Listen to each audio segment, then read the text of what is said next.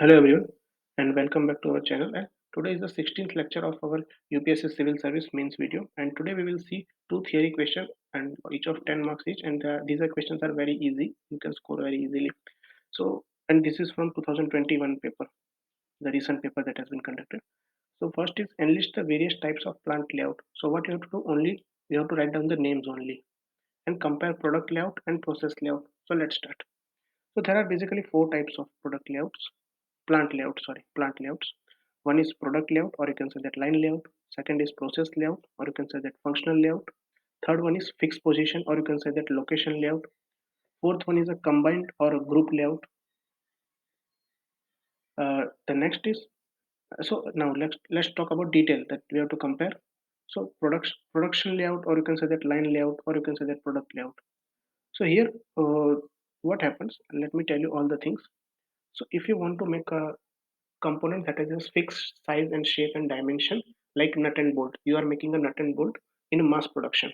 So what you do, you will arrange the number of machines based on the operation such that you will enter a raw material and finally bolt will come out as a finished product. So the machine number 1, 2, 3, like this.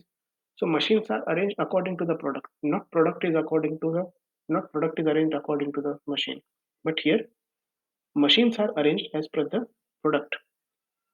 So this is the thing what production layout says. So here the thing that is written over here. So what are the benefits of it?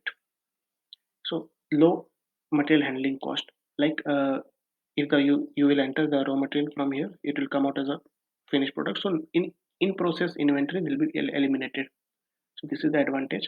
And smooth and uninterrupted option, yes, because if you want to mass production, so you have to smooth and uninterrupted operation should be there. So this can be possible only in product layout. And continuous flow of work should be there. Okay, like continuous you will get your final output. And what are the disadvantages there? There are disadvantages also associated with this. Breakdown of one machine will hamper the whole production. For example, suppose machine 2 fails, then your whole assembly line will get failed. And here the flexibility is less. Why? Because if you are making a bolt of 8 mm diameter, and if you want to make a bolt of 10 mm diameter, then you have to change the whole assembly line. So the flexibility is very less. And heavy overhead charges are there, because if overhead is there, then charges are very high. Where it is suitable for mass production of standardized size product and a simple and repetitive manufacturing operation like paper industries, automobiles, food processing, etc. Next is process layout. Process layout is what? Where similar kind of machines are arranged in one group. Like suppose this is a room. There are three rooms. We have room number 1, 2, 3. So in first room, suppose there is a lathe machines. All the lathe machines, whatever there are n number of lathe machines. So all lathe machines are placed in one room. In second room, there are milling machine. All the milling machines are placed over here, n numbers of. And in third, suppose there are the drilling machine. So there are n number of drilling machines placed here. And your job come here. Wherever job is required, then you can put. Like if I give you the example, then suppose if you are running a repairing shop, so you don't know the which product is coming. Today there may be a flange coming from repair. Next day a cylinder, and next day sleeve. Next day maybe coupling, or on the next day maybe a cylinder of IC engine, or next day maybe the piston. So your product is not uniform. The product is changing every day. So you have to use the process layout, and based on that, then this is the suitable for this. If your product size changes, then you should not have to move the machines according to it. You have to move the workpiece according to it. So this is the all the things that is written over here. You can read it by pause the video.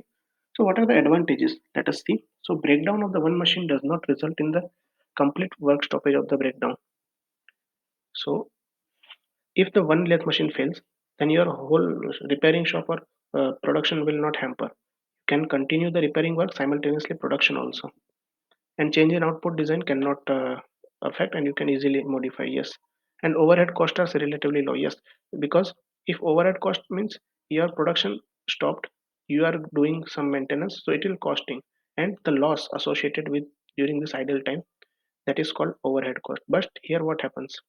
You are doing repairing work as well as production work, so overhead charges are less.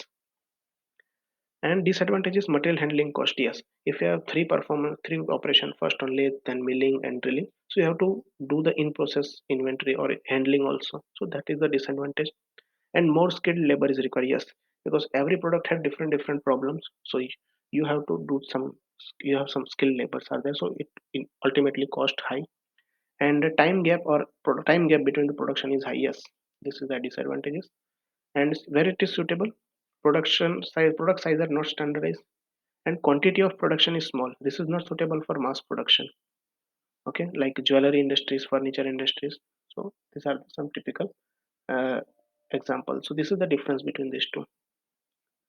Next is the enlist the basic elements of JIT and explain Kanban card in brief.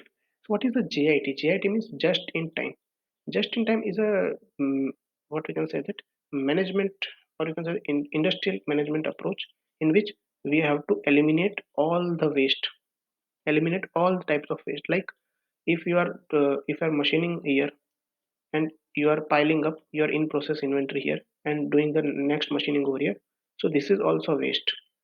And if your standard time machining time is 10 minutes but it took 15 minutes or 20 minutes, so this 10 minute also it considered as a waste.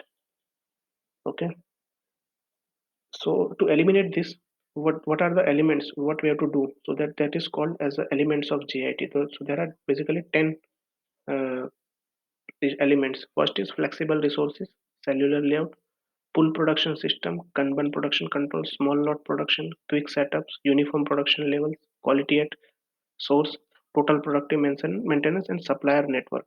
So these are the 10 elements. So you have to keep in the mind and you have to remember it.